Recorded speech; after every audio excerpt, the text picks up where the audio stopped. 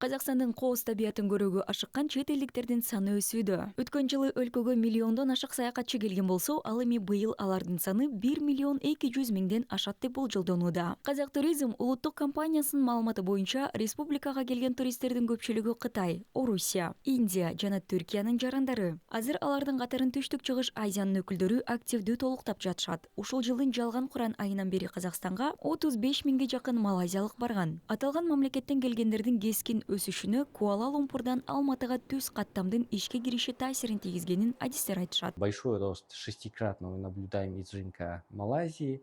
Малайзиядан келгендердин саны 6 эсе көбөйгөнүн байкап жатабыз. Мунун бир нече себептери бар. Алматыдан түз каттам ишке киргенден бери биз жалпы Казакстанды таанытуу иш-чараларын өткөрдүк. Азыркы учурда бизди бул рынокто чоң жарнама компаниясы өтүп жатат. Анын жыйынтыгы катары өнөктөштөрүбүздүн айтымында Алматыга саякатка болгон суроо талап ушул мезгилде 30% өсөт. Бул чек эмес, анткени авиакомпаниянын негизинен Малайзиянын программасына учууну кеңейтүүнү пландап жатат. Биз Индонезиянын, Сингапурдун жана башка өлкөлөрдүн базарларында активдүү иштейбиз.